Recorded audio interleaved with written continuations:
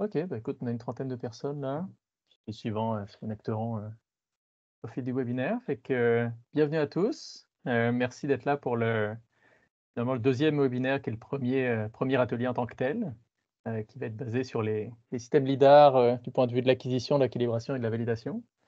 Et donc c'est Mohsen qui va nous, faire l'honneur de nous présenter ça pendant les 2 heures qui viennent. Et que Mohsen, je te laisse la parole et je te laisse guider l'atelier là. Merci Nicolas. Euh, Bonjour tout le monde. Je m'appelle Mohsen. Je suis ravi d'être participé à cette webinaire et on va commencer sur les systèmes leaders, la partie d'acquisition, calibration et la validation.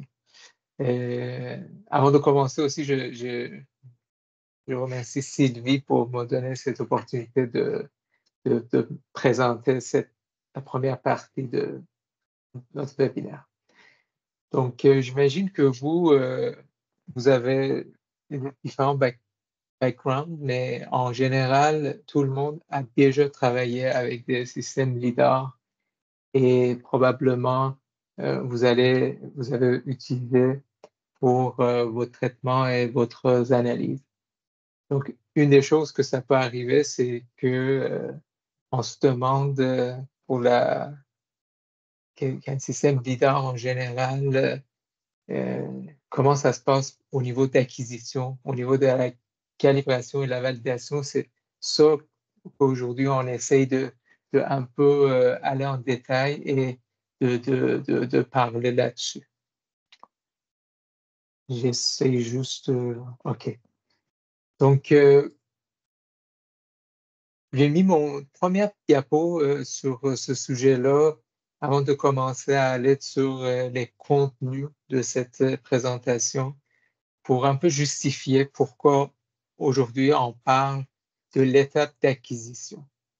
En vrai, moi en tant que géomaticien et vous probablement que vous venez de différents domaines en hydrographie, en géographie, foresterie, on est un peu les utilisateurs des données qui viennent des capteurs assez avancés dans notre domaine. Donc, on utilise les données.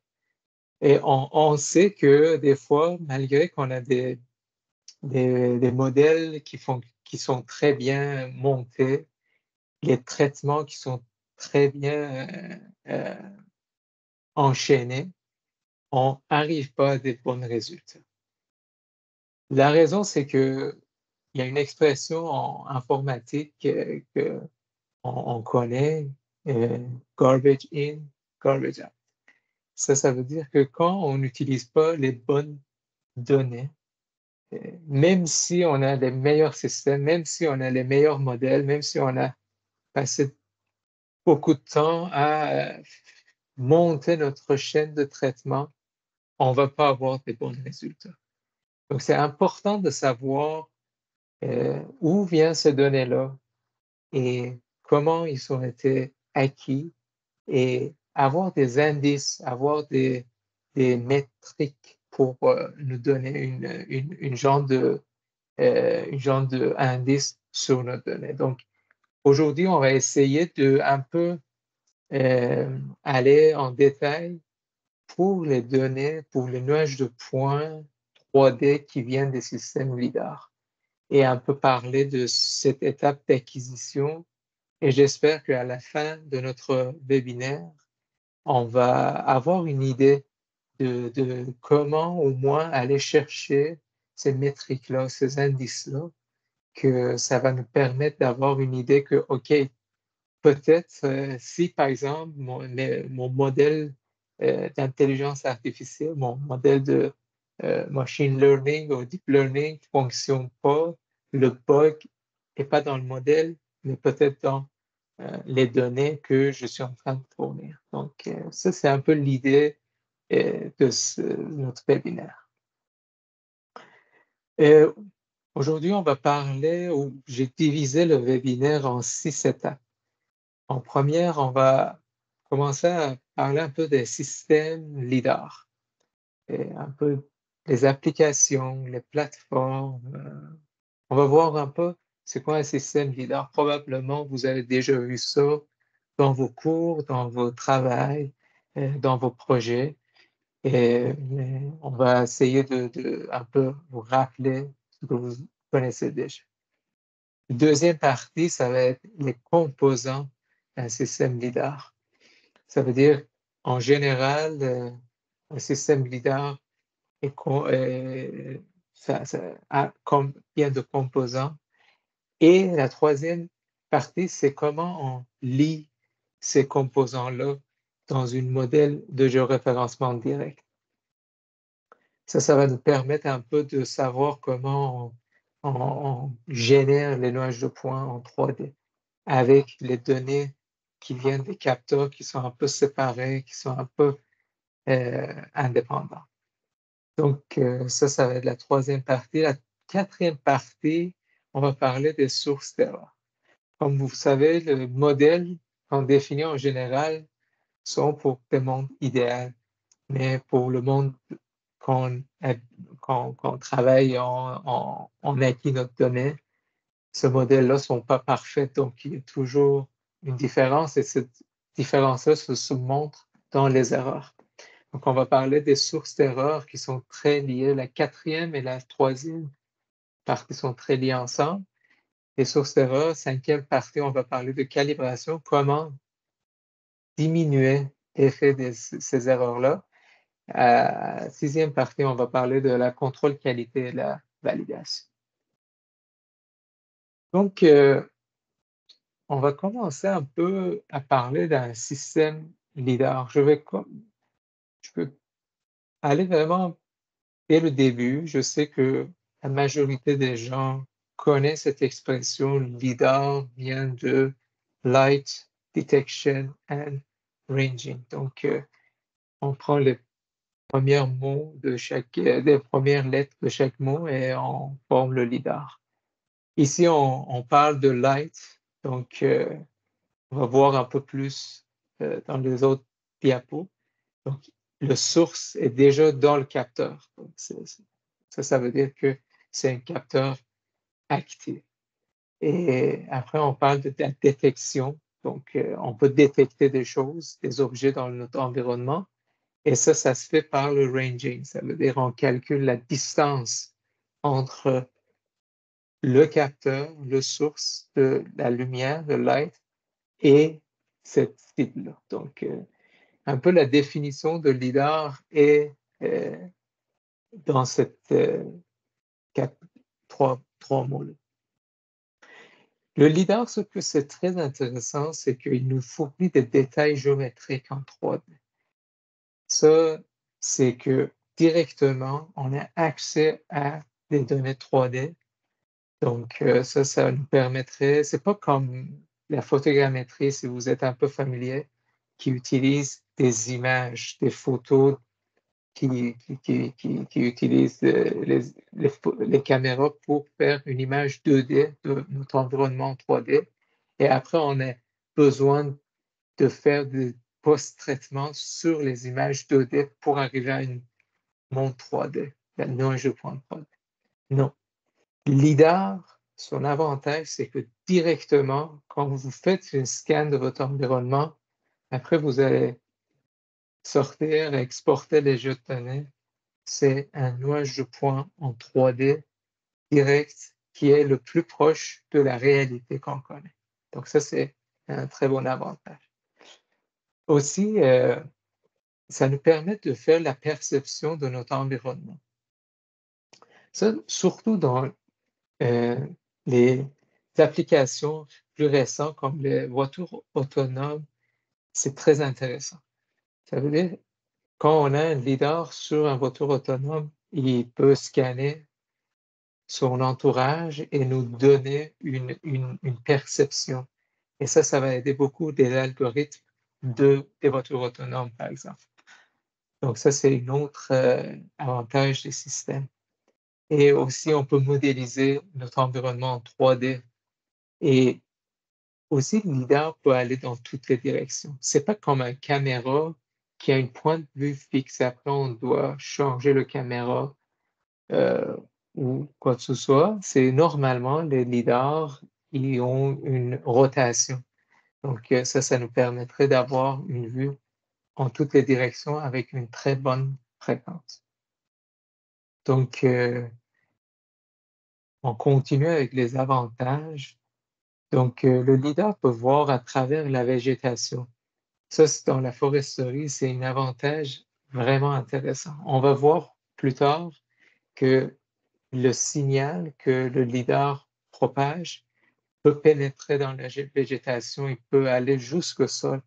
Donc, nous, avec un scan, avec un système lidar aérien, par exemple, on peut facilement faire une scan sur notre environnement dans un milieu forestier. Et comme ça, on peut avoir accès à le modèle numérique de terrain, par exemple. Donc ça, c'est quelque chose qu'on n'avait pas avant les systèmes LIDAR. Le LIDAR peut aussi fournir des informations très précises. Quand on parle de la portée ou la range, c'est aux alentours de quelques millimètres.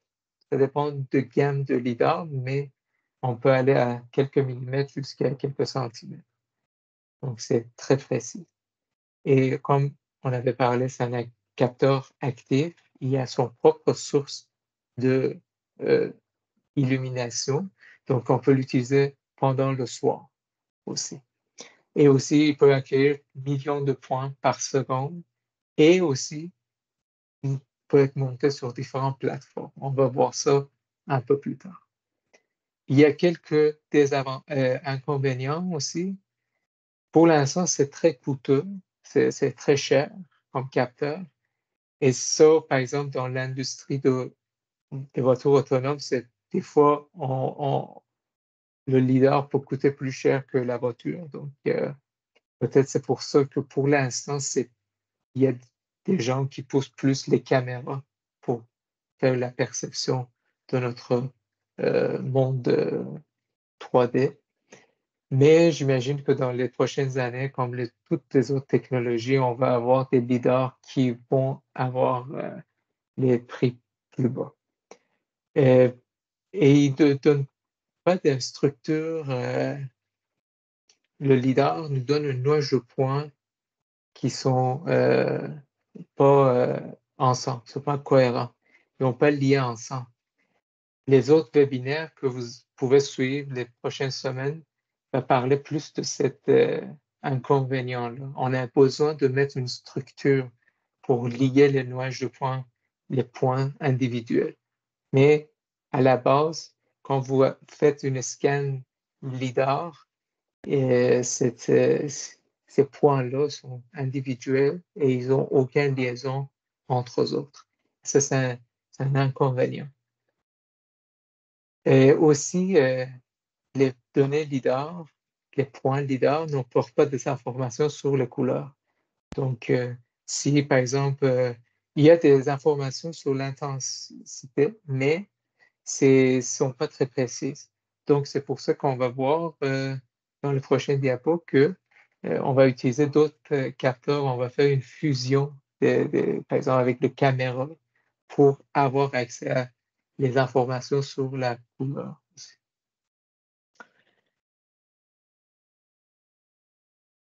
Donc, ici, on va parler un peu de la définition des systèmes LIDAR qu'on voit ici dans les deux parties de notre diapo. On a des systèmes statiques que vous avez déjà vus probablement. Ça, c'est comme un phare focus que vous mettez sur un trépied et il va faire deux rotations, une 90 degrés et une 360. Et comme ça, il va scanner tout autour de lui. Mais ça reste statique. Ça veut dire qu'on doit bouger, on doit faire plusieurs stations. C'est bien pour les applications dans les endroits fermés, pour les applications en industrie. Mais si vous voulez, par exemple, scanner une ville ou dans un endroit assez grand, c'est pas très pratique. Peut-être on doit utiliser d'autres méthodes que justement à votre droite, vous pouvez voir les systèmes lidar mobiles ou dynamiques. Donc ça, c'est une catégorisation que on utilise normalement.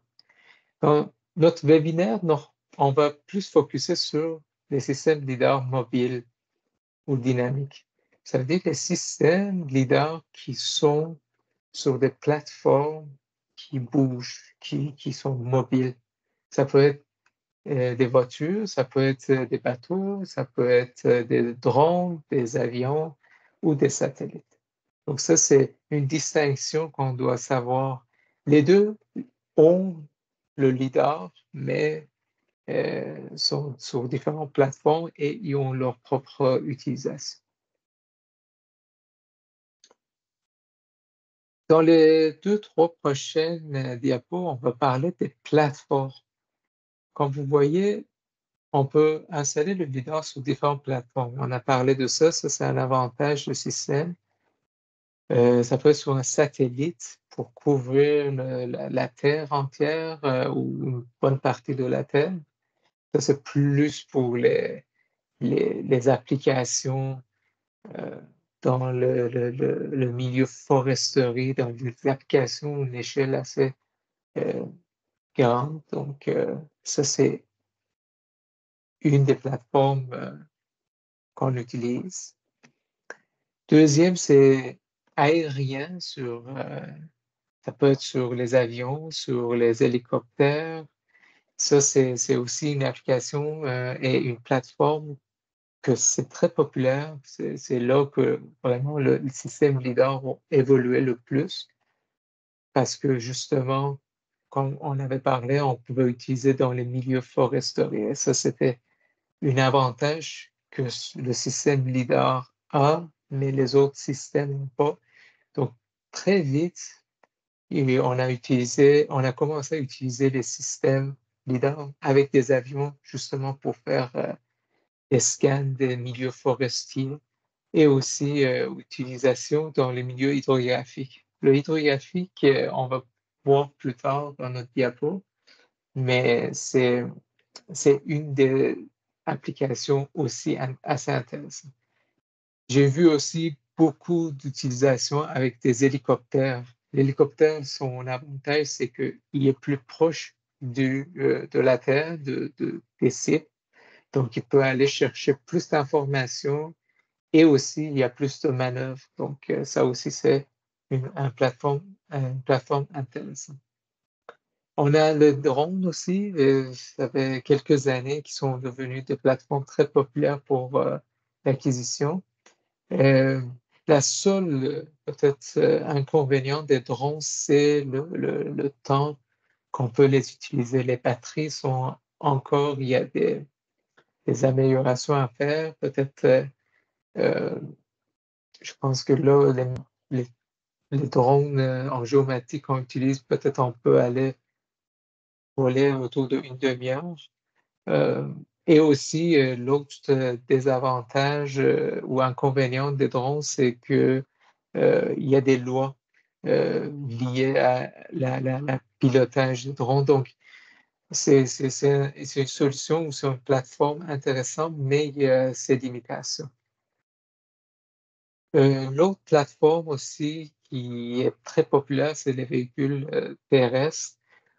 Autant en géomatique, on cherche de cartographier notre environnement avec précision assez bien que dans les autres industries comme l'industrie de véhicules autonomes, les plateformes terrestres utilisent beaucoup le lidar. Donc, vous voyez ici un système lidar qui est installé euh, sur le toit d'un véhicule. Euh, On a le LIDAR, on a le GNSS, antenne GNSS, le IMU. Ça, on va parler plus tard, plus dans le détail. Mais vous voyez, c'est plus complexe que le système qui est installé sur la voiture Waymo de Google. qui est utilisé pour la perception. Donc, on voit que pour différentes applications, on a besoin de peut-être des fois fusionner les données de LIDAR avec d'autres jeux de données pour avoir une meilleure donnée finale.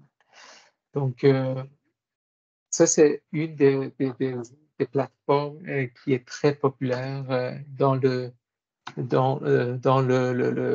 parmi les plateformes qu'on utilise pour le LIDAR.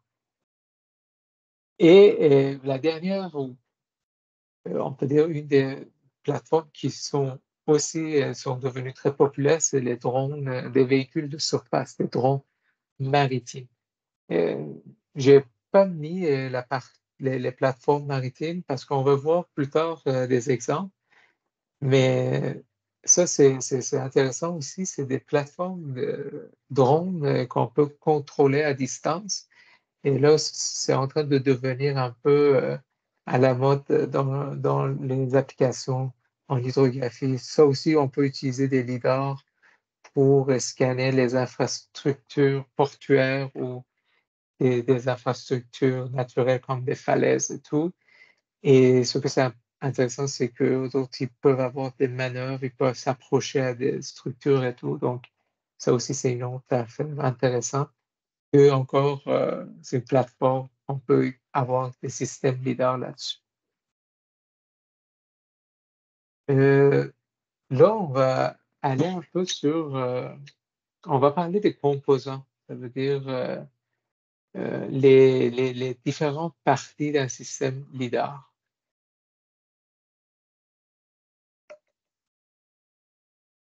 Là, j'ai essayé de simplifier un peu les parties et ça se peut que vous avez déjà travaillé avec d'autres systèmes LIDAR qui ont d'autres capteurs ou d'autres éléments intégrés, mais ça, c'est des composants que vous voyez normalement dans euh, dans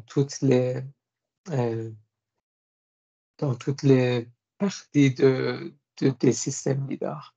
Je vais juste demander à Nicolas si il y a des questions ou quoi que ce soit, on peut, euh, on peut les répondre s'il y en a. Sinon, je peux continuer. Pour l'instant, il n'y a pas de questions, OK. mais Ex- est-ce que tu veux, si le monde a des questions en cours de route, qui t'interrompent et qui te posent des questions? Ou tu préfères Moi, que ce je, soit moi, je pense que c'est mieux au milieu je veux dire, quand on parle d'un topic et il y a une question, on peut répondre à la fin de la section. Par exemple, ici, j'ai fini la partie d'application et tout. On peut poser des questions liées à ça et après, je peux continuer la reste parfait ça? de la... Ouais, Bah, écoute, il y a pas de questions pour le moment, fait que pas de problème, pas de peut-être problème. à la prochaine section. Merci. Excellent. Donc, là, on continue avec les composants, ça veut dire les éléments d'un système LIDAR. On va pas aller très dans les détails techniques, mais on va essayer de donner un schéma, une image de cette composant-là. Ça, c'est un projet que j'ai travaillé avec l'Université de Québec à Rimouski. Il y a un laboratoire qui font beaucoup des levées maritimes. Donc, aux autres, ils sont montés un système sur un genre de motomarine. Donc, comme on voit, nous, on est juste intéressé à la partie LIDAR et aussi les antennes GNSS et le IMU qu'on ne voit pas ici, mais c'est un IMU comme ça, comme une genre de cylindre. Il y a le sonar aussi, on peut parler plus tard. Donc, comme vous voyez, ça, c'est vraiment, peut-être c'était unique. Je sais qu'au Canada, je ne sais pas dans le monde, mais vous voyez, c'est n'importe quelle plateforme qui veut avoir un système LIDAR mobile, au moins doit avoir ces trois composants. Le LIDAR, le scanner, les antennes et les IMU. On va voir chaque partie ou chaque composant font quoi et il nous fournit quel genre de jeu de données. Mais ça, c'est intéressant de savoir qu'ils sont là. Et ce que ça nous intéresse, c'est la raison que j'ai mis cette photo-là, c'est que normalement, quand on achète un système LiDAR d'une fabricant, tout est fermé. On voit une boîte, on voit peut-être un peu le LiDAR, mais on voit pas vraiment d'autres éléments. Mais ce système-là, maison, qu'on a monté nous-mêmes, on peut vraiment distinguer les différentes parties. Donc, il y a une autre projet aussi que j'ai fait avec Citco, qui est à Rimouski aussi. C'est une autre entreprise en hydrographie, d'application maritime. Aussi, on a monté un système LiDAR. Comme vous voyez, il y a encore le scanner LiDAR. Il y a une antenne GNSS et il y a l'OIM. Les gens qui sont pas un peu familiers avec les lithographies, ils savent déjà que le IMU, le GNSS existe sur les bateaux lithographie et c'est fusionné avec les données de sonar pour faire la bathymétrie. Donc, c'est presque le même principe, mais on ajoute le LiDAR aussi parmi les capteurs. Donc, on va commencer par juste le LiDAR, le scanner que tourne et il mesure la distance entre son repère, son centre de LiDAR et son site. Donc, euh, comme vous voyez ici, on a différents LiDAR avec différentes tailles. Les deux premières en haut sont des LiDAR qu'on utilise beaucoup en géomatique, en cartographie, parce qu'on veut aller chercher beaucoup de données avec des précisions très hautes. Donc, ça c'est le LiDAR de Rigel, ça c'est de Zoloft Fröhlich, le profiler qu'on dit. Après, on a d'autres gammes de LiDAR aussi, qui sont beaucoup utilisées. On utilise en cartographie, en géométrie, mais aussi on utilise beaucoup dans d'autres industries comme les voitures autonomes. C'est les gammes Velodyne, SICK et l'autre modèle. Donc, comme vous voyez, vraiment, il y a différentes formes et différentes tailles. Le LiDAR a été commencé à être utilisé pour scanner notre environnement dans les années 1960, dès le début, quand on a commencé à comprendre le laser et on a commencé à fabriquer des différents lasers et on a su que les ingénieurs ont su que le laser peut aller chercher très direct, très précisément la distance. Donc, probablement, ils se sont dit que là, on peut aller chercher la distance. Donc, on peut le mettre sur quelque chose qui tourne, donc il peut scanner, on peut aller. Donc, c'est là que ça a commencé. Et la première utilisation, c'était dans les météorologues pour mesurer la hauteur du plafond nuageux. Même aujourd'hui, on utilise beaucoup ça. Un LiDAR, en général, détermine la distance. On a parlé de ça. Et il peut aller chercher cette distance-là avec une vitesse de la lumière. Donc, c'est très rapide. Ça, c'est un peu le LiDAR, les définitions, les formes et les tailles.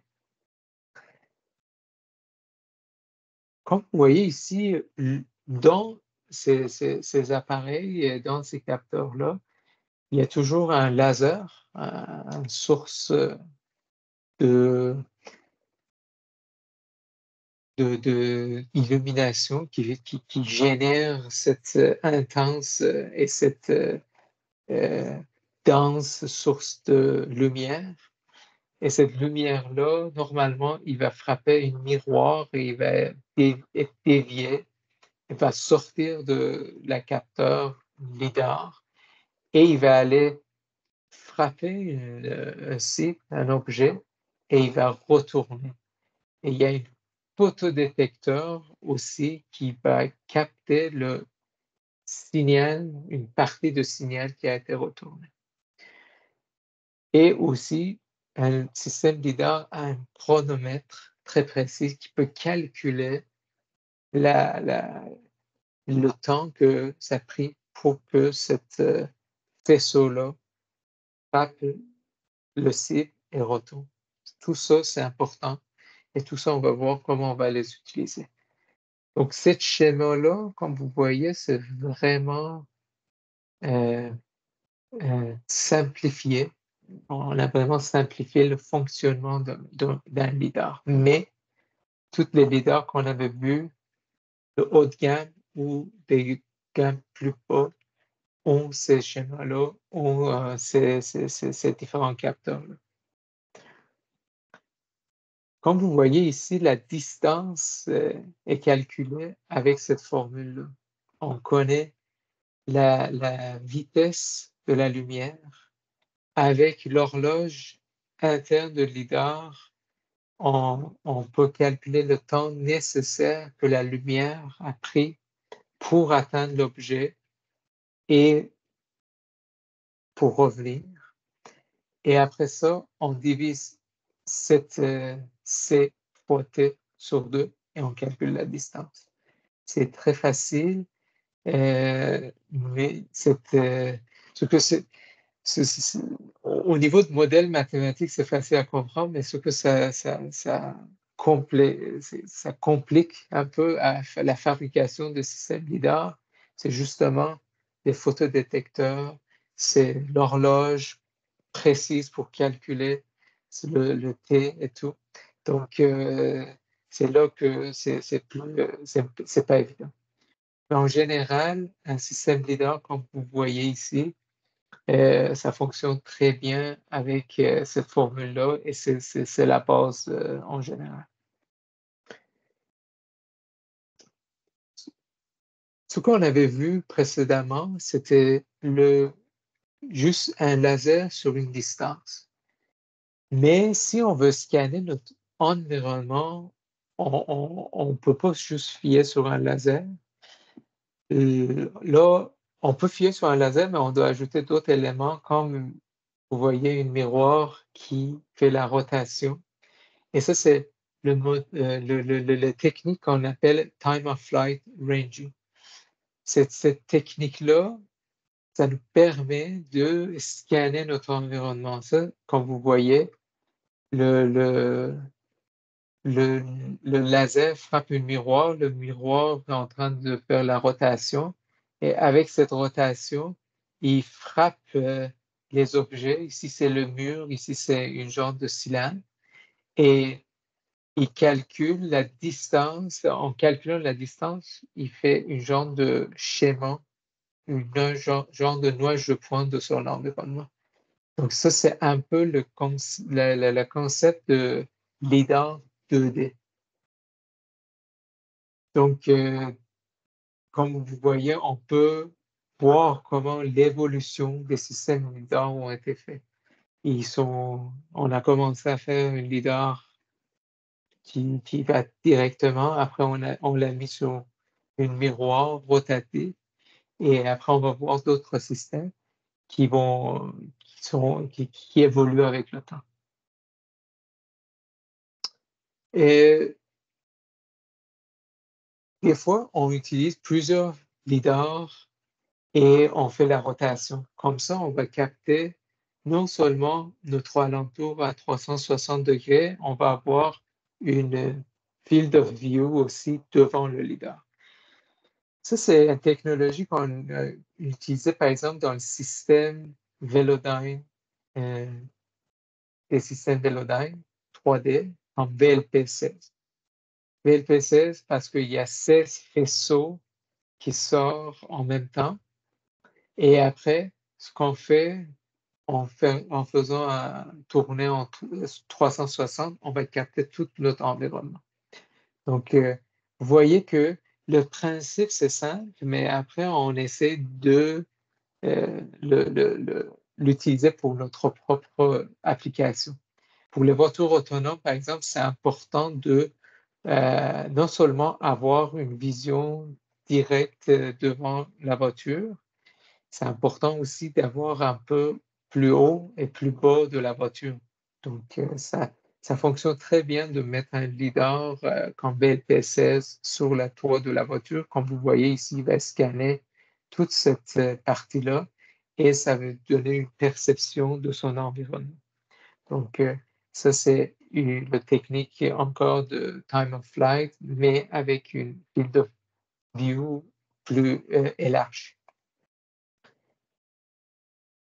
Les systèmes LIDAR, ils ont différentes catégories parce qu'on peut utiliser différents échos. On peut utiliser juste le premier écho qui vient de LIDAR. On peut utiliser plusieurs échos qui viennent de différents cycles que le LIDAR, le signal de LIDAR a frappé. Ça, c'est encore un schéma très simple qu'on voit de système LIDAR qui frappe le mur et il retourne seulement une partie de le signal. Ça, c'est le système LIDAR Velodyne avec un retour unique et aussi un retour multiple. Donc, ça aussi, c'est une autre catégorie. Comme on voit ici, il y a différents retours. Ici, il a frappé juste le premier. Donc, ça, on peut voir que les systèmes LIDAR, dépendamment à leur environnement, peuvent réagir différemment et aussi, ça dépend de de leur système. Des fois, il peut capter plusieurs retours. Des fois, il peut capter seulement un retour. Et on va voir dans le prochain diapo, des fois, il peut capter tout le retour, tout le signal complet. Et ça, c'est le plus d'informations qu'on a, on va avoir le plus d'informations nécessaires. Ça, c'est peut-être plus représentatif de ce que je viens de mentionner. C'est que quand, par exemple, le signal frappe un arbre, une végétation, on a déjà vu, on a déjà parlé que les signaux near infrarouge, on parle des infrarouges qui sont utilisés dans le système LIDAR, il peut entrer, il peut pénétrer la végétation. Donc, ici, on va avoir une retour qui va être le plus fort et après, il peut pénétrer la partie restante de faisceau LIDAR, il peut pénétrer jusqu'à arriver au sol. Donc, la dernière retour. Donc, il y a un LIDAR que, ça c'est le cas pour les LIDAR très récents.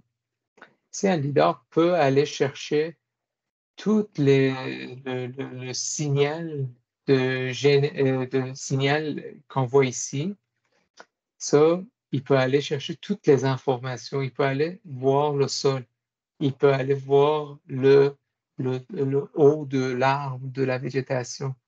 Donc, ça, c'est très intéressant. Donc, ça, c'est encore un autre avantage des systèmes LIDAR qui fonctionnent comme ça.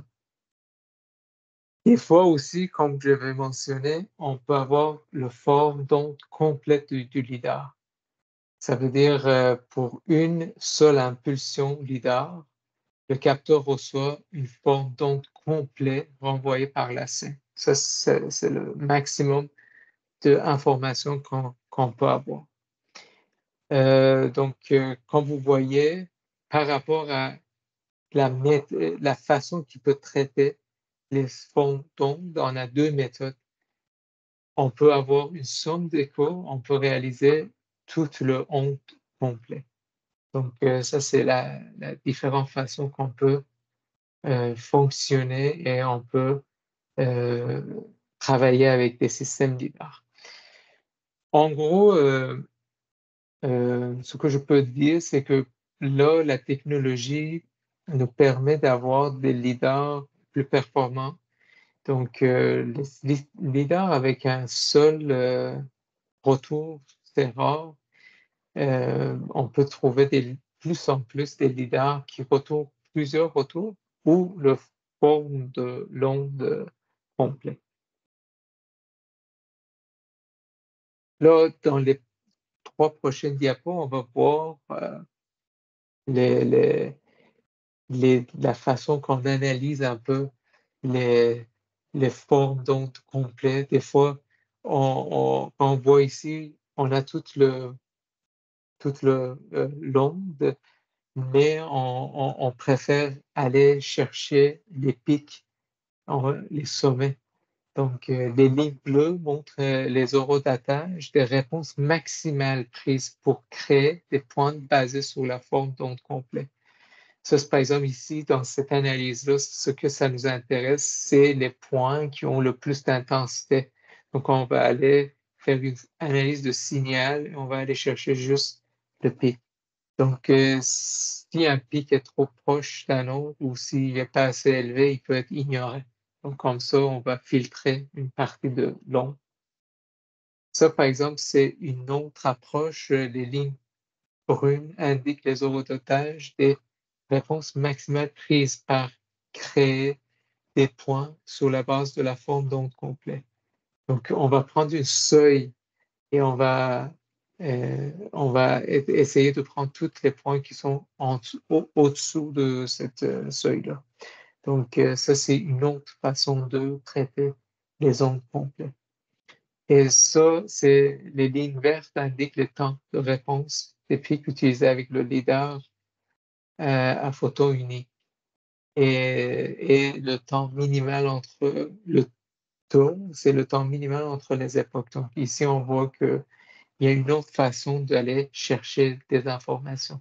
Ce que c'est important, c'est que on peut capter toute l'onde. Après, par rapport à nos applications, on peut aller chercher des informations par rapport à ça. Il y a un autre sujet à propos des lidars, c'est qu'il y a des limitations par rapport à lidar, on doit savoir. Par exemple, le lidar ne peut pas capter le ciel dans les milieux urbains, forestiers et terrestres. On ne peut pas capter le ciel. Donc, ça, c'est une des peut-être des affaires qu'on doit considérer dans les lidars.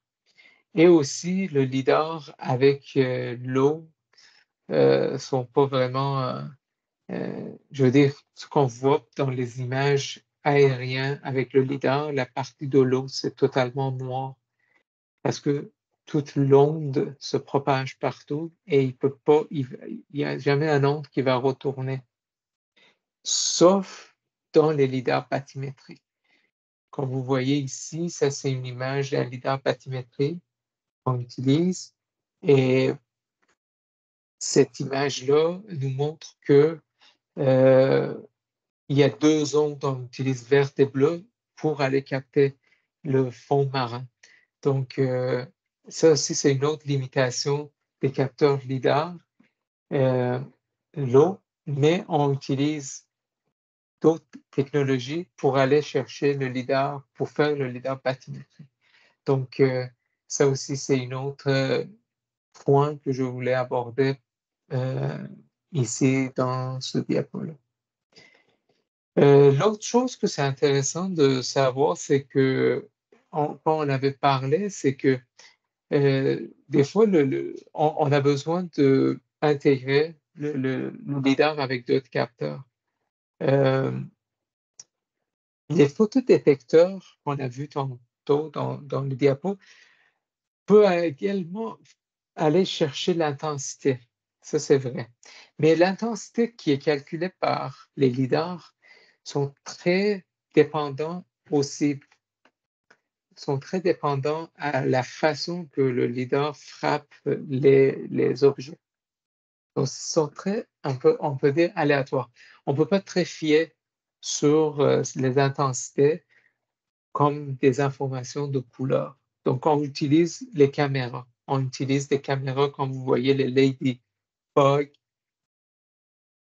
ou des autres caméras aériennes, comme vous voyez, Ultracam, qui vont merger, qui vont être fusionnés avec les données LIDAR et va nous donner une nuage de points avec des couleurs. Et cette information supplémentaire va beaucoup nous aider dans les autres étapes de segmentation, de classification des jeux de données LIDAR, des nuages de points. Donc, ça aussi, c'est important de savoir. Des fois, on utilise des caméras.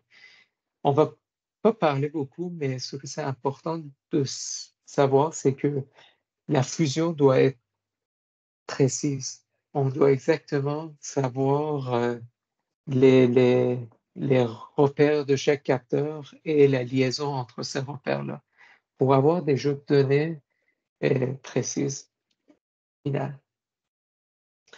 Quand vous voyez ici le LIDAR, on a parlé, qui nous donne une géométrie. Et c'est fiable. La géométrie 3D de LIDAR, c'est fiable et on peut l'utiliser. Mais le caméra ajoute des spécifications radiométriques fiables de couleurs au point. Donc, la combinaison des deux, c'est gagnant. C'est quelque chose d'intéressant. Et de plus en plus, on voit des systèmes qui essayent de fusionner des données LIDAR caméra. C'est pas évident, c'est pas facile. Des fois, on doit faire attention à comment on fusionne les différents capteurs, mais c'est faisable. Et si on arrive à bien fusionner des différents systèmes, comme LIDAR caméra, on arriverait à avoir des meilleurs jeux de données. Est-ce qu'il y a des questions à propos de la partie de LIDAR, le capteur LIDAR, le laser, et tout ça? Bonjour, j'avais une question. C'est pour le diapo 29, où vous avez le graphe. Je me demandais Ouais. pourquoi il y a le deuxième retour, c'est moins élevé que le premier. Est-ce que c'est juste à cause d'une perte d'énergie? La courbe. Oui, ça, c'est en vrai, c'est quand c'est quand le laser ou le faisceau frappe différents éléments dans la nature, il y a différentes réponses. Donc, quand par exemple on frappe quelque chose comme le mur ou je sais pas, des affaires plus solides, on a plus de réponses, plus d'intensité qui retourne à ta photodétecteur. Mais quand il n'y en a pas, il y a zéro ou il y a minimum. Donc, c'est probablement il a frappé rien. Ou ce qu'on peut dire ici, c'est des différentes réponses qu'on a mis tous ensemble. Je ne sais pas si je sais pas si j'ai répondu à votre question. J'ai compris que ça pourrait être différents matériels, mais disons que, par exemple, le premier retour, il y a deux pics, mais le Deux pics deuxième est dessus. moins mais le deuxième est moins élevé. Ouais. Je me demandais pourquoi le deuxième est comme ça. Ça dépend de votre target, votre cible. Je pense qu'il n'y a pas de raison spécifique pourquoi celle-là c'est plus élevé ou quoi que ce soit, sauf si votre cible est différente. Ok. Ouais, Merci. de rien. Donc, on va partir sur la deuxième partie, sur la deuxième composante du système LIDAR. Et Il y avait oui, Steven qui avait une question aussi. oui. Bonjour, merci pour la Bonjour. présentation. Donc, ma question, c'était comment est-ce que le IMU, tu sais, comment il fait pour différencier les points? Est-ce que chaque point est fait séquentiellement? Donc, tu sais, ça envoie un point, puis ça calcule le temps de retour, puis ensuite, ça fait le prochain point, ou ça envoie plein de points? Vous parlez de la partie de Le LIDAR. LIDAR, dans le fond, avec le miroir, chaque point est calculé un après l'autre?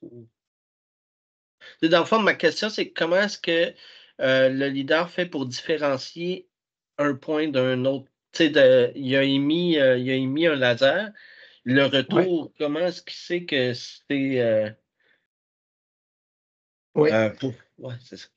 oui, j'ai compris votre question. Ça, c'est vraiment, si on va aller vraiment dans le détail du système LIDAR, c'est vraiment là qu'on doit aller voir la réponse à votre question. C'est vraiment la partie électronique dans le LIDAR. Mais en gros, c'est que il y a une différence de phase pour que le photodétecteur détecte. Et cette différence de phase, il peut aller chercher différents points. Mais comme je vous avais expliqué, c'est qu'il détecte tout le signal qui vient et après, avec d'autres filtres qu'il va mettre sur le signal, d'autres traitements sur le signal, il va aller chercher, par exemple, des points individuels où il va prendre toute l'onde et il va faire un genre de échantillonnage de ondes complet et après euh, vous fournir des points. Donc, c'est vraiment là-dedans qui se passe, mais c'est pas que, par exemple, chaque point va être détecté par le photodétecteur, c'est le signal au complet et après on va aller chercher vraiment avec différentes méthodes des traitements de signal, des différentes informations à différents niveaux. OK, merci. Oui, c'est clair maintenant. Merci. Donc, on va continuer, on va parler de systèmes de navigation inertielle. Ça, c'est quelque chose qu'on voit surtout dans les systèmes LIDAR mobiles. Je dis mobile parce que dans les systèmes statiques, que vous vous souvenez au début de notre diapo, on a fait une distinction entre ces deux.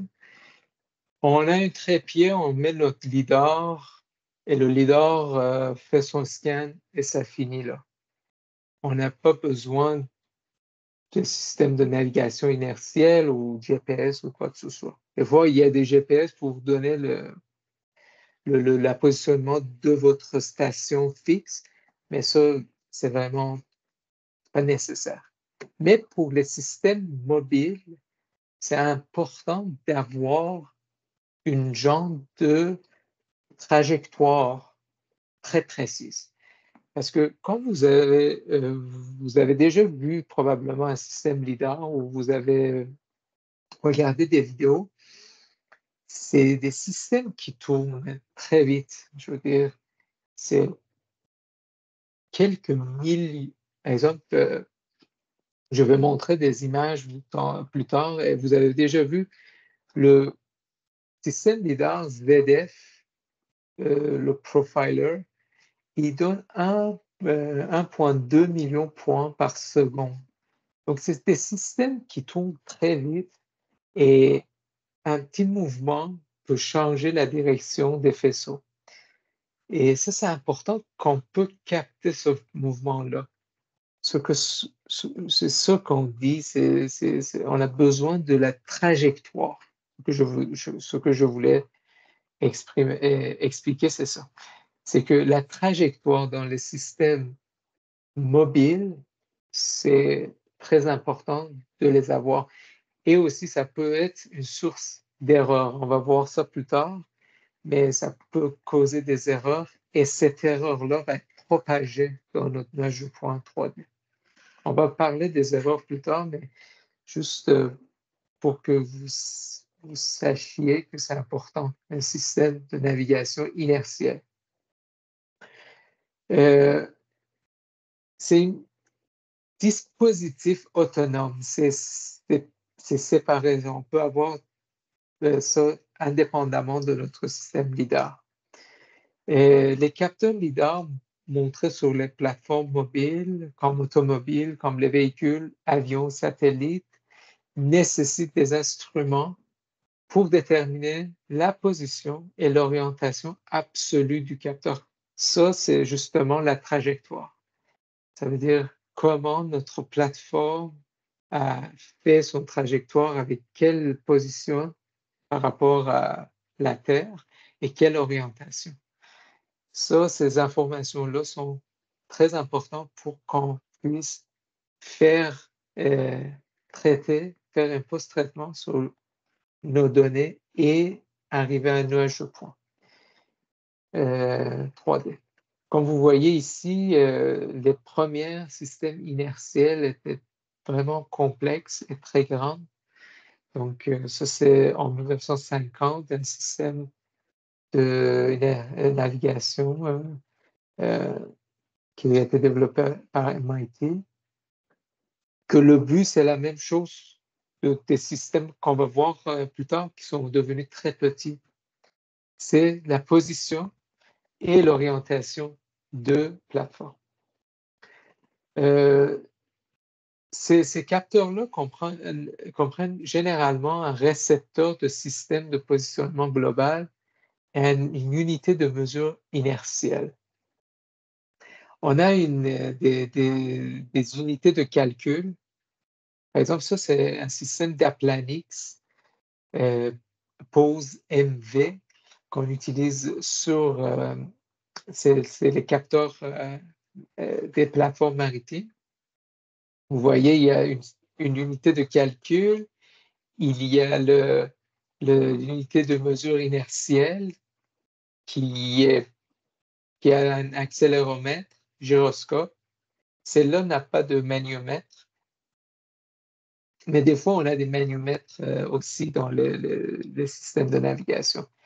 Mais certainement, on a un accéléromètre et un gyroscope. Ça, c'est les deux composants principaux. Et on a des antennes GNSS qui nous lient à des satellites qui nous donnent notre positionnement sur la Terre.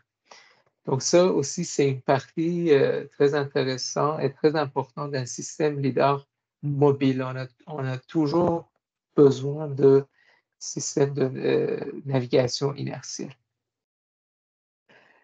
Comme vous voyez ici, tous les calculs vont être faits dans l'ordinateur embarqué. Comme on peut voir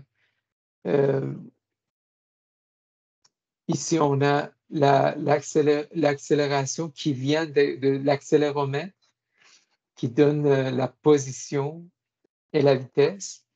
Et aussi, on a la vitesse angulaire qui vient des gyroscopes qui donne des altitudes. Ça aussi, il y a un autre modèle très ancien d'un système de navigation inertielle. Donc, toutes ces informations-là vont être utilisées plus tard, on va voir, dans notre modèle de géoréférencement. Donc, ça aussi, c'est une autre façon de montrer ce qu'ils viennent des systèmes de navigation inertielle. Il y avait une affaire que je voulais partager avec vous, c'est que récemment, on a accès, ça fait pas longtemps qu'on a accès à des différentes gammes de systèmes de navigation inertielle. Ça veut dire, par exemple, ici, on va voir leur nom, Consumer Grade, Industrial Grade, Tactical Grade, Navigation Grade. Donc, par rapport à la gamme ou la grade de votre système, vous allez recevoir la précision qui vient avec, le prix qui vient avec, et aussi la forme et la taille qui viennent avec. Par exemple, ça, c'est un SparkFun IMU que vous voyez, c'est vraiment très, la taille comme une petite monnaie de, je ne sais pas, ça doit être un dollar américain ou en tout cas, c'est très petit. Donc, vous voyez, la taille est vraiment minuscule. Et c'est beaucoup utilisé en robotique, des applications comme ça, qu'on n'a pas besoin forcément des précisions comme nous, on a besoin en géomatique pour les cartographies mobiles. Donc, aux autres, ils utilisent beaucoup peut-être cette gamme de IMU, de INS. Et ce que vous voyez ici, c'est le dérivé de les erreurs de INS avec le temps.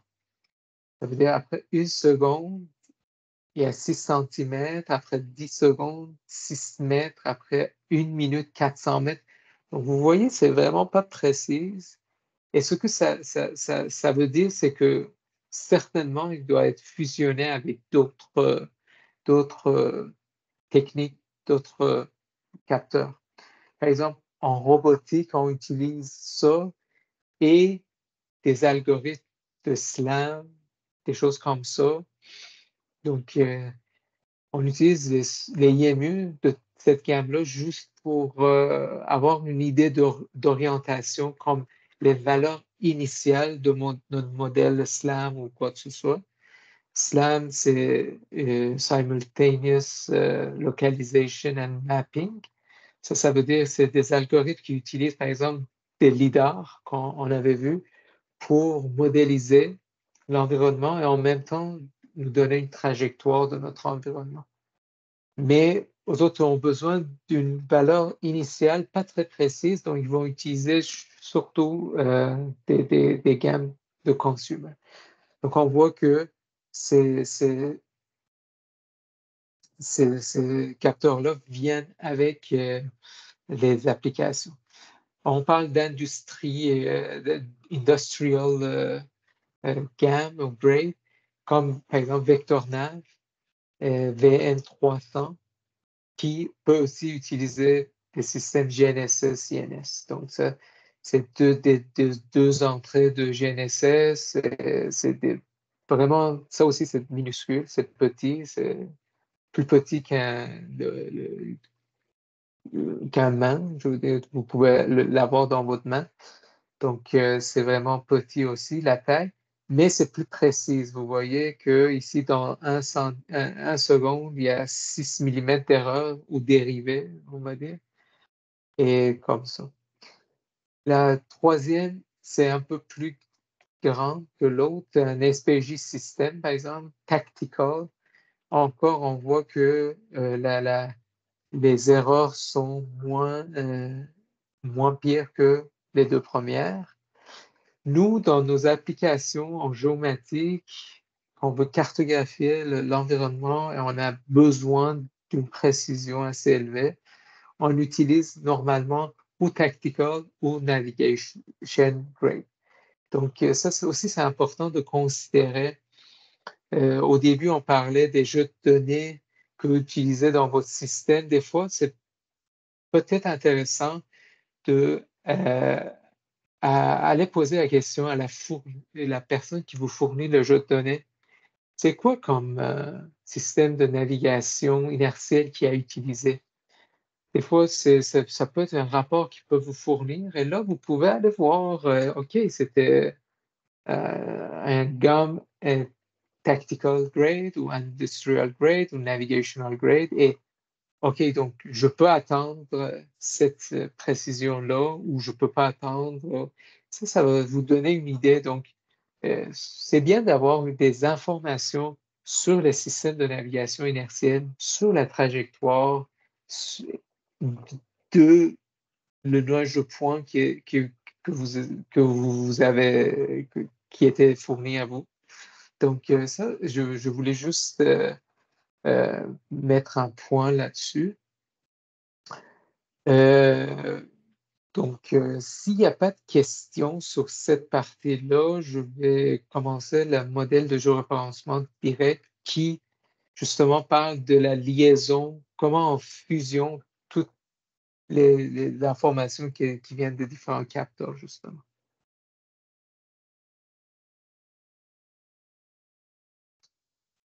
Bon. Donc, on va continuer. Le modèle de géoréférencement direct, c'est un modèle mathématique. Donc, comme tous les modèles mathématiques, on sait que ça ne représente pas à 100% la réalité.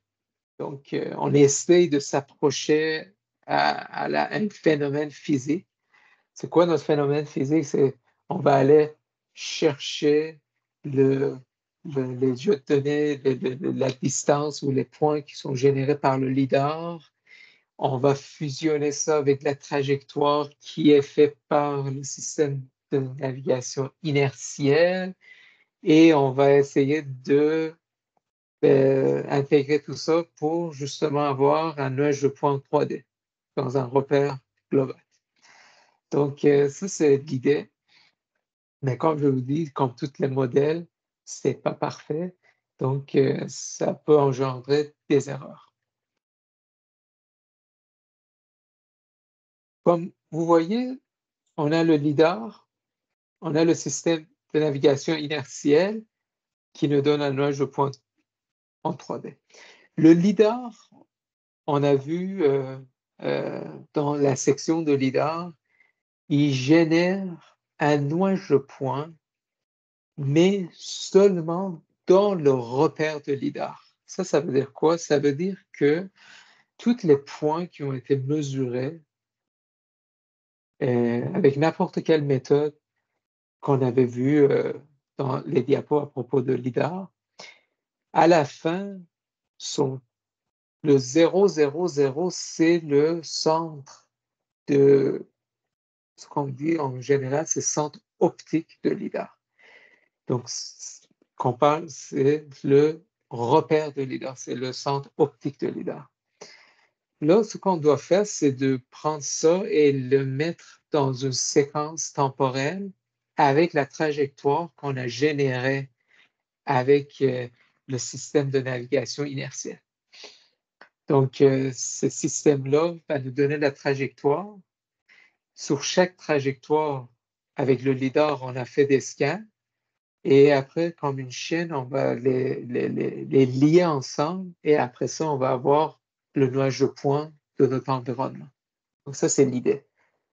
Ce que c'est important de considérer, c'est que ici, le système de navigation inertielle, si est erroné, s'il y a des problèmes, ça va influencer le nuage de points 3D final. Je vous donne un exemple. Si on est en train de faire le scan du milieu urbain et on arrive à un tunnel et on entre dans le tunnel, par exemple, c'est un tunnel à Montréal ou quelque part que ça prend 2 minutes, par exemple, pour traverser le tunnel. Ce qui arrive, c'est que quand on entre dans le tunnel, notre système de navigation inertielle qui fie sur les GPS pour avoir le positionnement, ce qui arrive, c'est qu'il ne va plus recevoir de signal GNSS. Il ne va plus avoir de jeux de données précises de positionnement. Il ne peut pas fier aussi sur le IMU parce que le IMU, ce qui arrive, c'est qu'après quelques temps, va dériver. Donc, le positionnement, l'orientation de notre plateforme va être erronée et ça va être propagé sur les données LIDAR. Le LIDAR est la même chose. Le LIDAR est précis au millimètre près, par exemple, mais en combinant avec les erreurs qui viennent de la trajectoire, à la fin, on va voir que notre nuage de points a été dérivé et ce n'est pas précis. Donc, ça, c'est un exemple pour vous dire que c'est important de toujours avoir un indice de qualité de notre trajectoire parce que c'est là que normalement ça arrive, les problèmes. Ou dans les canyons urbains, dans les endroits, par exemple, si vous allez faire des scans à Toronto avec des grandes gratte-ciel, probablement vous allez avoir une diminution dans la qualité de votre nuage de points par rapport à ce que vous pouvez avoir dans un endroit qu'il y a le ciel est ouvert et on capte assez de signal GNSS pour avoir une précision à centimètre près. Donc, ça, c'est important de considérer. Dans le repère LIDAR, comme vous voyez ici, c'est des coordonnées sphériques qu'on doit les transférer à des coordonnées cartésiennes. Ce qu'on calcule avec le lidar, on a déjà vu, c'est les distances, c'est les angles d'azimut, les angles de rotation, des angles verticaux. Mais ça, on doit les transformer à des coordonnées cartésiennes. Ça, on peut le faire dans le post-traitement. Ça, c'est un exemple pour le Velodyne VLPSS. Comme vous voyez, on peut, c'est très simple. Si vous avez déjà vu le cours de trigonométrie, ça explique très bien, c'est très facile. Et on entre dans ce formule-là. Ça, je vais essayer de un peu aller plus en détail de ce formule parce que j'imagine que c'est important. On va commencer par, ici, d'abord, comme vous voyez, il y a deux couleurs. Les observations, les mesures qu'un système LIDAR doit faire et la partie de calibration qu'on va voir plus tard, que c'est important aussi, pour avoir un jeu de données 3D géoréférencé dans une repère mondiale, dans une repère géographique. D'abord, on va commencer par cette partie-là. La partie de X, Y, Z dans le repère S.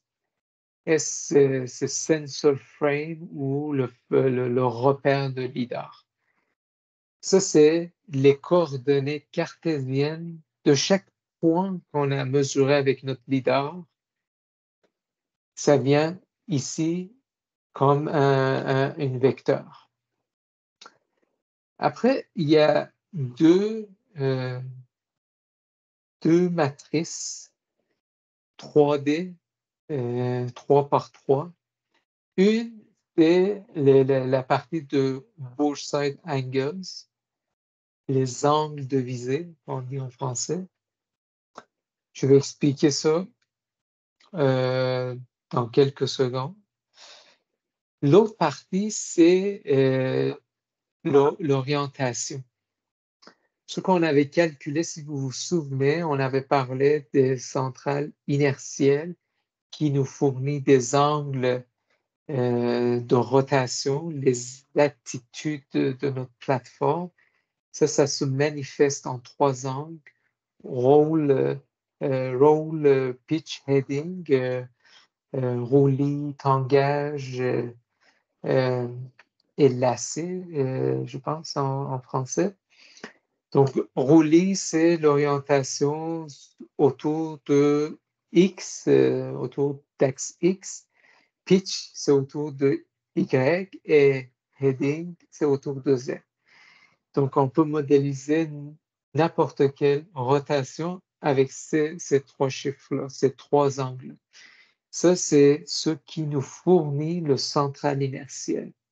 Donc, une partie de central inertiel, ce qui nous fournit, vient ici, ça se manifeste dans cette partie de notre forme.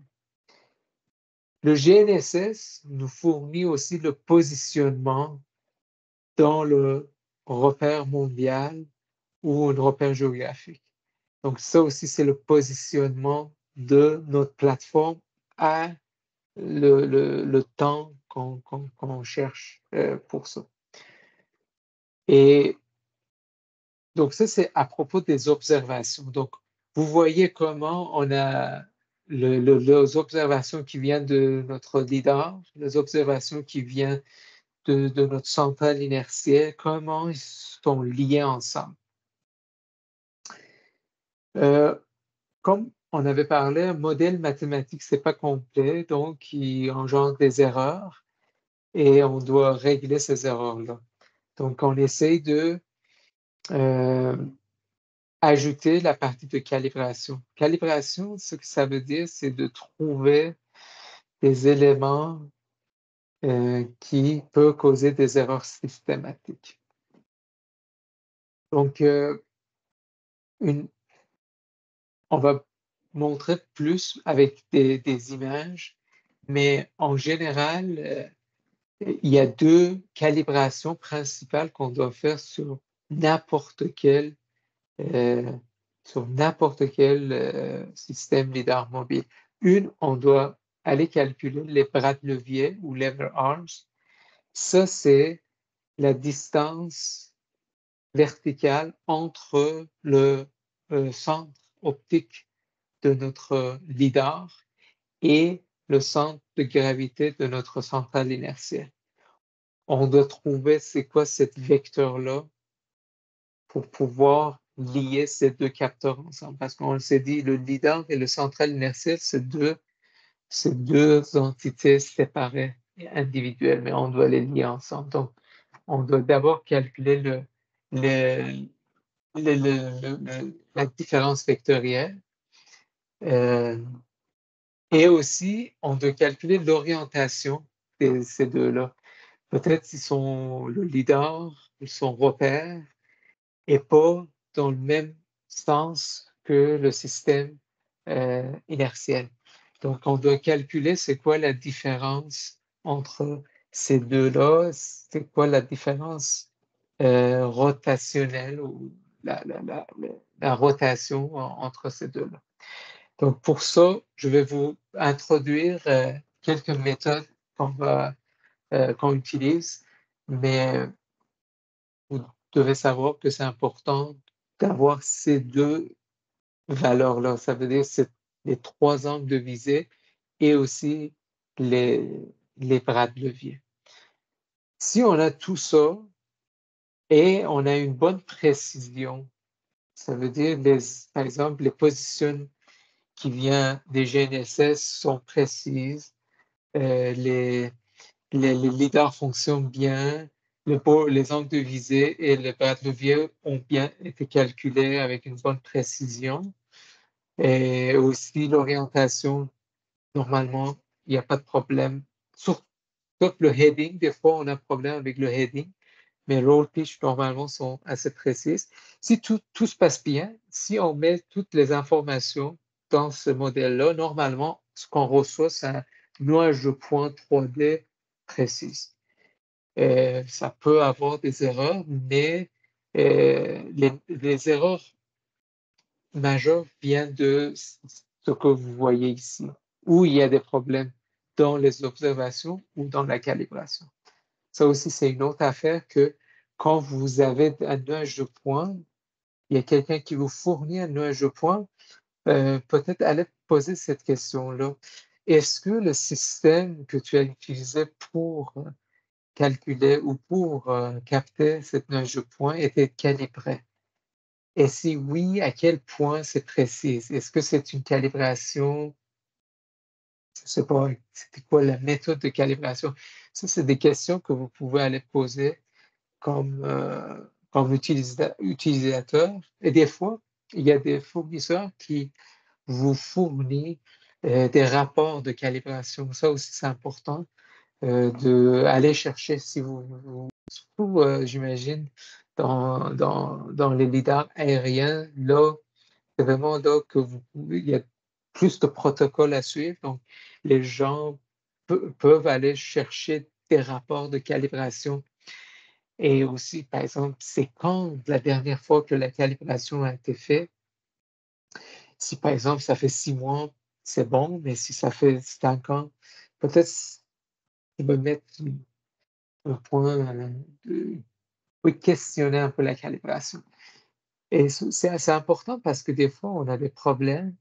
On ne sait pas ça vient d'où, mais ça peut venir de ces éléments-là. Parce que des fois, un petit changement, un petit mouvement des capteurs peut engendrer des erreurs des angles de visée, des erreurs de bras de levier. Et après, tout va plus être bon. Les nuages de points vont être erronés. Donc, c'est important de savoir un peu comment la procédure de calibration a été faite. Et aussi, peut-être aller chercher des rapports par rapport à la positionnement, à l'orientation, des choses comme ça, si vous pouvez. Donc, ça aussi, c'est un autre point que je voulais parler dans cette section. S'il y a des questions là-dessus, je peux répondre. Sinon, je vais aller pour la prochaine section. Oui, moi j'aurais une petite question, là. Je me demandais pour les systèmes de type PPP, là, est-ce que la calibration va être semblable ou c'est un peu différent, là? Des systèmes PPP, PPP, là, les points Precise Point Positioning. ça c'est plus par rapport à la position avec le GNSS, j'imagine. Oui. Oui. Ça, c'est vraiment, j'ai pas mentionné, c'est vrai, c'est que votre capteur GNSS, les antennes, il y a différents types types de méthodes ou des différentes façons que vous pouvez générer la position.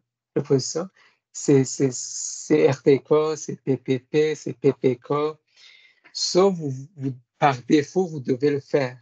Ça, on considère en général que vous l'avez fait et vous avez arrivé à une bonne précision. Par exemple, le GNSS, normalement, peut aller jusqu'à, par exemple, si on va en mode RTK, si on reçoit des corrections en RTK, normalement, on arrive à 3 à 5 cm. Donc, moi, je considère que vous avez déjà, ou quelqu'un qui utilise le système LIDAR va chercher ça avec les méthodes. Donc, ça va vraiment dans le post-traitement des données GNSS. C'est vrai, je n'ai pas mentionné, mais c'est important de le considérer. Mais le PPP ou PPK ou RTK, n'importe quelle méthode que vous utilisez pour votre position en GNSS, ça ne joue pas dans les angles de visée ou la calibration que je viens de mentionner. Ça, c'est vraiment par rapport au LIDAR et le INS, qui sont deux entités séparées, et ces deux calibrations-là les lient ensemble. Donc, je ne sais pas si j'ai pu répondre à votre question. Ou... Oui, ça répond bien. Merci beaucoup. Excellent. Donc, comme je vous avais mentionné, on a pareil des sources d'erreurs. On a pareil des erreurs. Donc, on n'arrive jamais à capter notre environnement comme il est à 100%. Il va y avoir toujours des erreurs. Par exemple, ça, c'est un tableau que j'ai utilisé dans ma thèse. J'ai travaillé avec des systèmes embarqués sur un bateau, le LIDAR ZF que vous avez vu dans le premier diapo. J'ai fait une petite analyse des erreurs qu'on peut avoir avec ce système-là. J'ai ajouté le sonar, ce n'est pas si important, mais on va plus focuser sur les deux premières pauses. Ce que je voulais dire par pause ici, c'est Position Orientation System. C'est la même chose que le système inertiel. Donc, il est composé de GNSS et de IMU. Comme vous voyez, le GNSS, on a parlé tantôt avec la question, peut aller à quelques centimètres d'erreur. Ça, j'ai fait un calcul par rapport à les jeux de données que j'avais. J'ai arrivé à 1,3 cm. Pour le INS, le IMU, on arrive à 1,5 cm, par exemple, avec les spécifications de système que j'utilisais. Le LIDAR, comme vous voyez, l'incertitude ou la précision sur la portée, c'est autour de 0,2 cm. Et une autre indice, une autre métrique, la taille de footprint, c'est 0,5 cm. Donc, vous voyez dans une condition idéale, que par exemple, notre GNSS fonctionne bien, si les signaux ne sont pas étaient empêchés par de l'infrastructure ou quoi que ce soit, et le lidar est assez précis, on voit que on est autour de quelques centimètres d'erreur pour ces deux parties-là, pour les observations. Et quand on entre dans la calibration, pour le level arms, moi, en hydrographie, en géométrie, normalement, on utilise des méthodes avec des stations totales parce qu'on veut calculer 2 points fixes, donc on peut utiliser des observations des stations totales. Donc, on peut arriver vraiment à calculer la distance entre les points, le centre optique de LIDAR et le centre de gravité de notre ANS à millimètres près. Donc, on peut aller chercher ça. La seule chose qui reste, c'est les angles de visée, que c'est assez grand. C'est autour de 20 cm d'erreur. Pour un angle de 1,2 degrés d'erreur angulaire. Ça veut dire que si on calcule le repère, si on a deux repères, LIDAR et le repère de ANS, ces deux repères-là, si on pense qu'ils ont une différence de 1,2 degrés d'erreur, ça peut engendrer autour de 20 cm d'erreur, par exemple, dans une distance de 10 mètres. Donc, juste pour vous dire que les angles de visée sont une des sources d'erreur dans les acquisitions avec des lidars. Je mets beaucoup de pression là-dessus parce que c'était mon sujet de thèse, comment détecter les angles de visée, comment corriger cette erreur-là sur les systèmes maison. Parce que si vous achetez un système lidar déjà fabriqué par des fabricants comme Trimble, comme Leica, comme Rigel, c'est déjà calculé, c'est déjà calibré. Et il y a des outils aussi que vous pouvez lancer de temps en temps pour récalibrer votre système. Mais dans le cadre de mon projet, nous, on avait acheté séparément chaque capteur, le central inertiel, on l'avait acheté séparément de notre lidar. Et après, on voulait le monter à une façon qui est un peu customized sur notre bateau, sur notre embarcation. Donc, on n'avait pas les mêmes contraintes qu'un fabricant qui fait un package complet et il peut avoir le contrôle là-dessus. Donc, et on n'arrivait pas à avoir des bonnes jeux de données, sauf quand on a trouvé une méthode pour faire la calibration des angles de visée, réduire cette erreur de 20 cm à quelques centimètres. Et là, on voyait que les nuages de points qui étaient générés avaient du sens, c'était plus précis.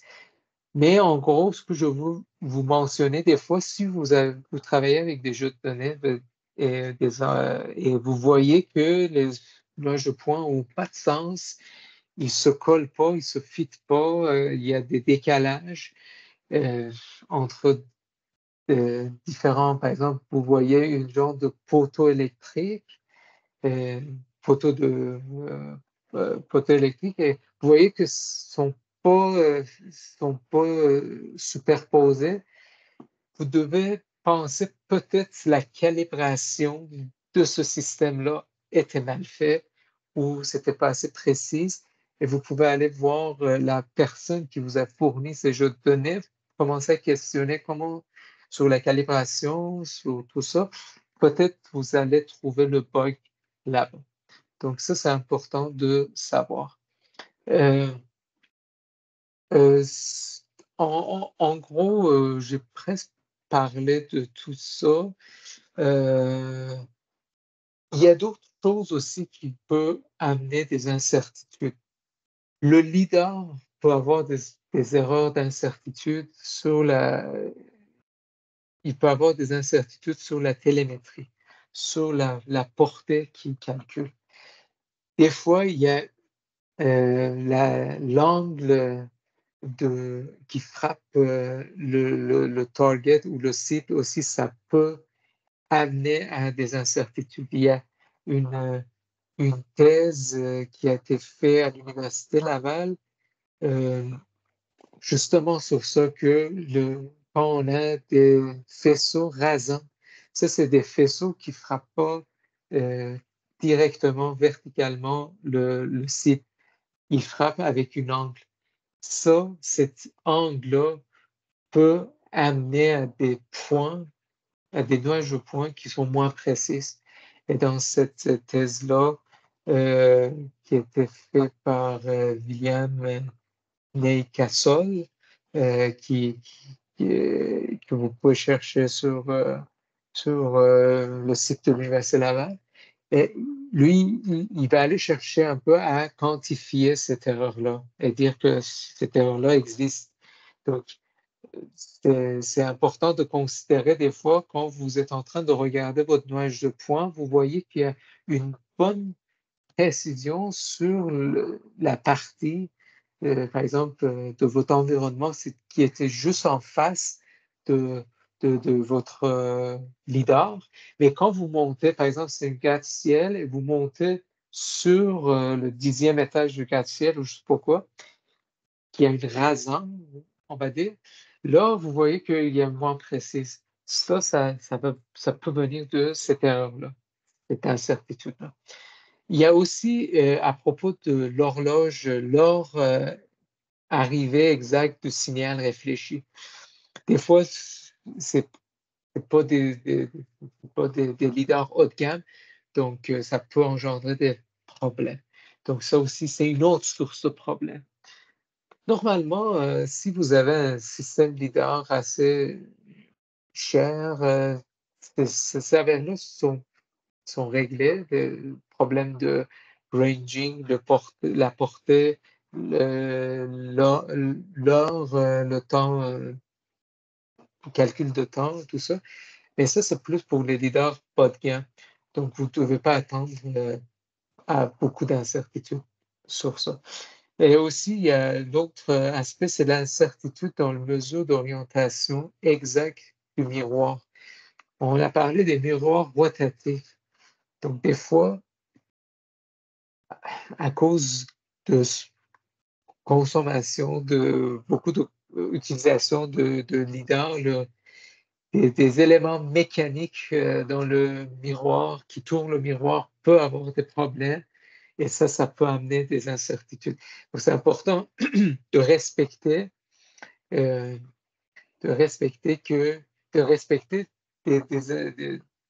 guidelines des fabricants qui, justement, parlent de porter le lidar après certains temps pour faire la calibration mécanique de ces miroirs-là. Et aussi pour ça, il y a maintenant une autre technologie de lidar qu'on appelle Solid State, qui n'utilise pas vraiment des parties mécaniques. Ça aussi, c'est intéressant, c'est encore en développement, mais ça peut être une bonne option de ne pas utiliser des lidars comme Velodyne. Si vous avez déjà vu, par exemple, Velodyne, quand il tourne, vous entendez le miroir tourner. Mais il y a des autres lidars 2D ou 3D qui ont la technologie Solid State. Donc, ça, c'est une autre affaire. Aussi, l'interaction avec la surface peut aussi dégrader le signal de retour et amener à des erreurs. On ne peut pas très bien voir le signal. Donc, votre surface aussi, c'est important. Des fois, il y a des études qui sont faites. C'est quoi la réponse de cette lidar-là par rapport à différentes surfaces? Et il y a des études, des analyses vous pouvez suivre. La température et la humidité aussi, ça peut amener des erreurs sur les données LIDAR. Ça, par exemple, vous voyez un exemple de LIDAR par rapport à des miroirs ou par rapport à des fenêtres. Ici, on voit un miroir sur le mur. On le scanne avec un LIDAR. Mais avec ce point de vue, on dirait que tout est beau, mais quand on change notre point de vue, on voit que le LIDAR n'a pas pu vraiment scanner correctement le miroir parce que justement, le signal réfléchit dans tous les sens. Ce n'est pas une surface comme le mur. Donc, on va avoir d'autres problèmes. Vous voyez, par exemple, les deux, la croix qui est ici, c'est bien été scanné, mais la partie de miroir, la partie réfléchissante, il donne n'importe quoi. Il donne vraiment on peut voir ce phénomène-là beaucoup sur les fenêtres dans les environnements urbains. Quand vous scannez une maison, un appartement, on a tout le mur et tout, mais les fenêtres, on voit, il y a des échos derrière où on n'a pas capté les fenêtres et tout. Donc ça aussi, c'est des erreurs qui peuvent être importantes à considérer.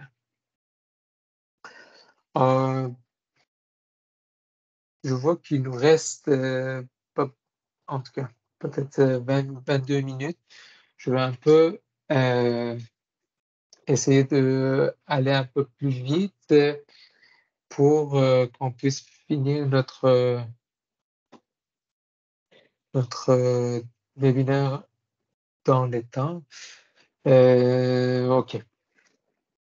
Là, on parle de la calibration. Ça, c'est la méthode de calibration que moi, j'ai utilisée dans mon projet.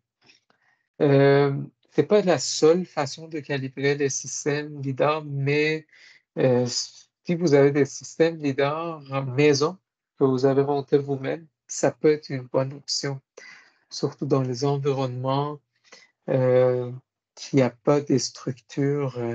Par exemple, ce n'est pas un environnement urbain. Ça, c'est vraiment une méthode qui est faite pour les environnements qu'on n'a pas beaucoup de structures, on n'a pas beaucoup des cibles, des plans, par exemple, des objets géométriques. On a parlé de la raison qu'on fait la calibration. La raison, c'est qu'on a des systèmes maison, on n'a pas forcément des contraintes ou la situation d'un système qui est comme un package. On met les capteurs dans les endroits qu'on veut et là, on doit trouver la relation entre ces capteurs-là. Donc, comme vous voyez ici, si on ne fait pas la calibration, surtout, ça c'est la calibration des angles de visée, on va avoir une différence entre le repère de LIDAR et le repère de centrale inertielle. Ça, c'est dans le cas que ces deux sont superposés un sur l'autre. Ce n'est pas le cas tout le temps, mais parce qu'on calcule la translation entre ces deux-là, on peut considérer que si on enlève la translation, les centres optiques et le centre de gravité vont être un sur l'autre. Donc, il reste une petite erreur angulaire entre ces deux-là. Comme vous voyez, si on a une distance de 5 mètres pour une erreur proche de 1 degré, on va avoir 10 cm erreur dans le positionnement. Et par exemple, si on a une distance de 40 mètres, avec cette erreur-là, on peut avoir jusqu'à proche de 1 mètre de différence. Et ça, on l'a vu. Moi, j'ai fait des tests et on voit vraiment 1 à 2 mètres de différence dans les distances éloignées. Donc, c'est important de considérer cette source d'erreur et aussi les autres erreurs qui est dans les systèmes LIDAR. Pour la calibration de bras de levier, on utilise, comme je vous avais expliqué, des méthodes classiques en géométrie. C'est l'utilisation des stations totales. On fait un genre de réseau autour de notre plateforme. On connaît les points d'intérêt, on les vision, on les calcule et on peut transférer dans le repère de LIDAR, dans le repère de centrale inertielle. Sur les bateaux, normalement, c'est un point de centre de gravité de bateau, donc on peut l'amener. L'important, c'est qu'on peut faire la liaison entre ces deux points-là. Donc, je ne vais pas plus entrer dans le détail de ces méthodes-là, mais probablement vous avez déjà vu dans vos cours la façon qu'on utilise les stations totales et tout. C'est le même principe, sauf on va aller chercher des points qui sont intéressants pour nous. Pour l'estimation des angles de visée, ça c'est un schéma que j'ai fait pour le projet. C'est que d'abord, on va aller collecter des données, on va voir quel genre de données on va collecter. On a fait déjà la calibration des angles de visée, donc on considère constant les valeurs de l'angle de visée.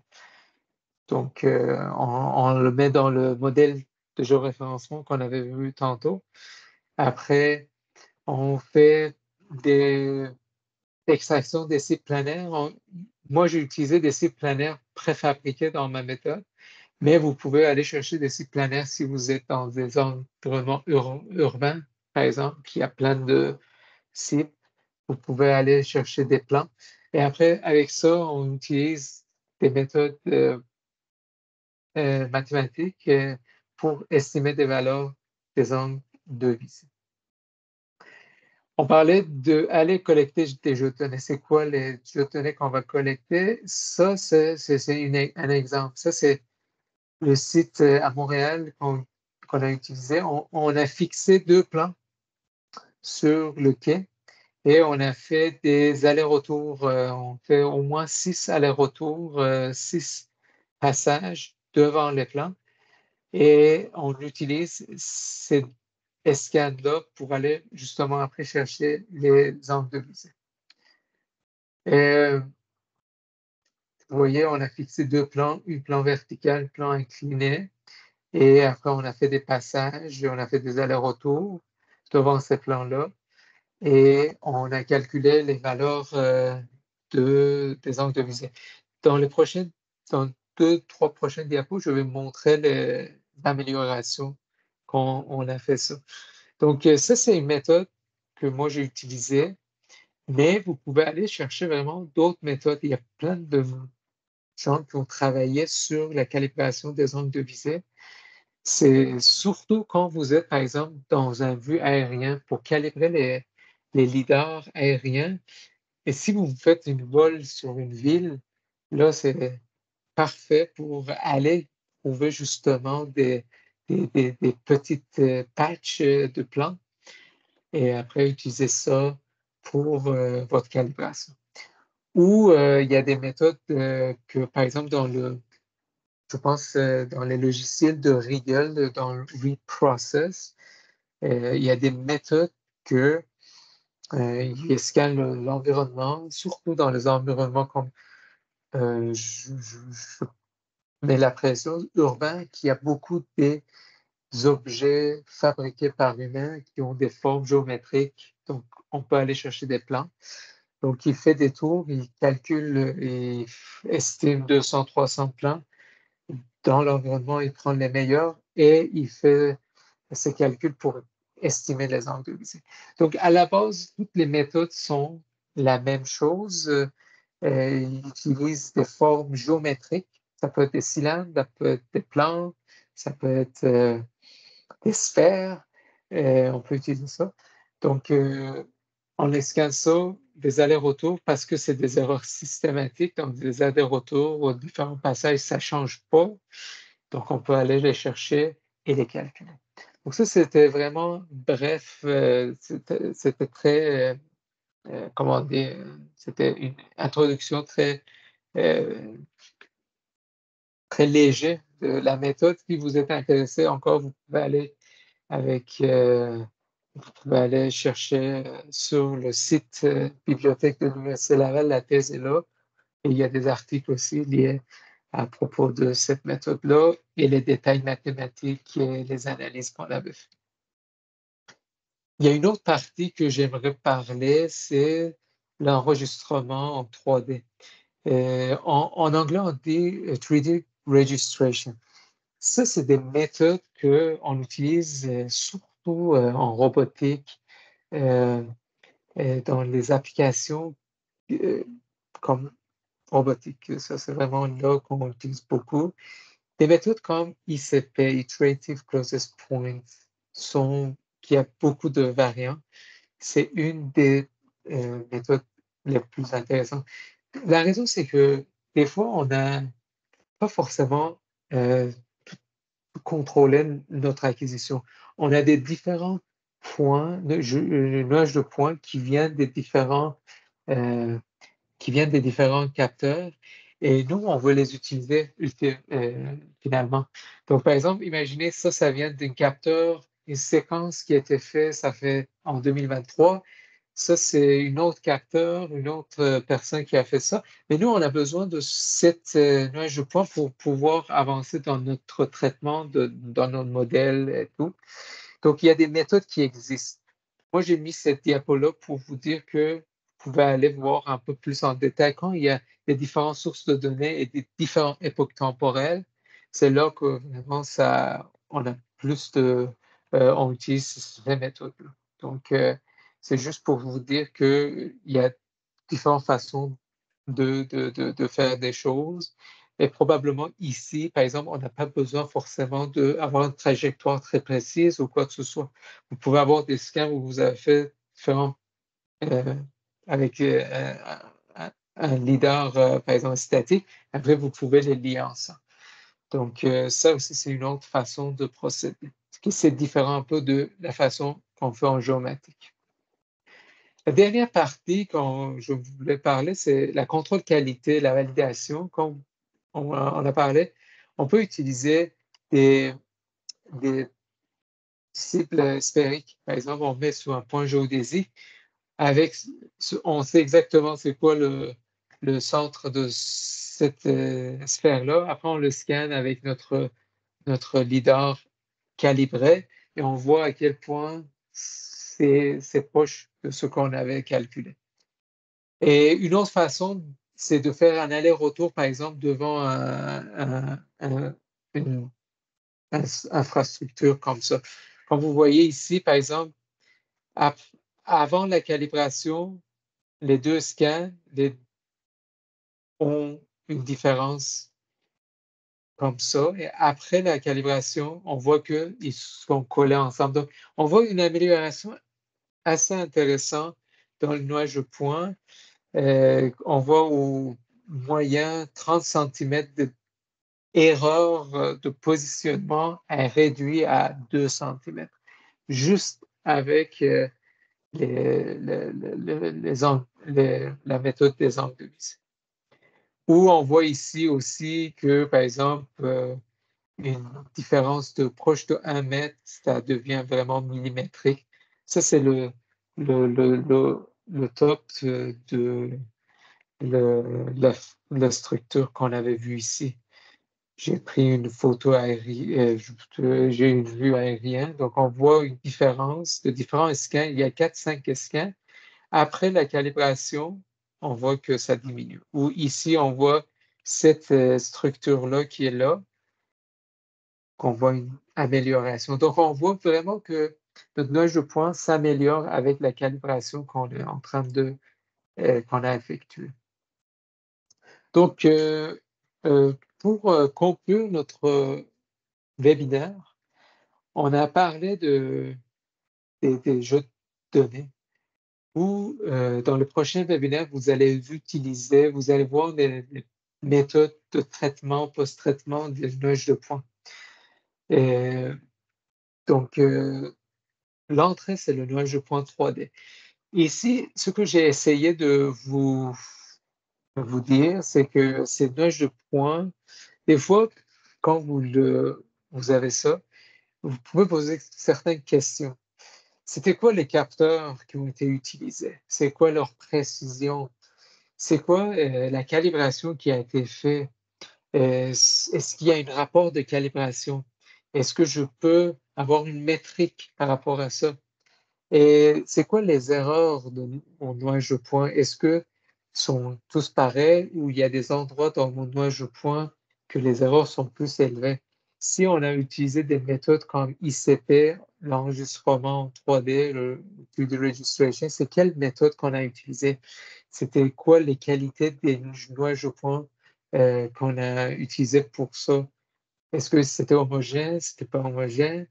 En gros, après, c'était quoi les méthodes de contrôle qualité? Est-ce qu'il y en a? Est-ce qu'il y a des rapports? Ce que je veux vous dire, c'est que des fois, prenez pas pour acquis que les nuages de points, les jeux de données que vous allez avoir sont parfaits. Parce que des fois, il y a des problèmes dans cette chaîne-là que j'ai essayé de détailler, que ça peut causer des problèmes. Et après, vous allez utiliser ça pour votre apprentissage machine, votre méthode d'intelligence artificielle, et vous voyez le modèle ou ce que vous voulez, ça ne marche pas, ça ne fonctionne pas, mais ce n'est pas votre faute. En vrai, c'est peut-être les données. Donc, avec ça, je vais finir mon webinaire. Merci pour votre attention. S'il y a des questions, n'hésitez pas. Et merci beaucoup, Mohsen. De rien. Est-ce qu'il y a des questions de fin du webinaire? Ou est-ce que tout le monde est fatigué et veut aller souper? Il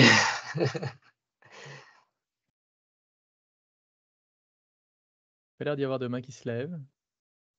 Dans ce cas-là, merci beaucoup, Mohsen. C'était quand même... Alors? Ah, il y a une question. Oui. Bon, il n'y a pas de questions, juste pour remercier le professeur et l'apprécier. Merci.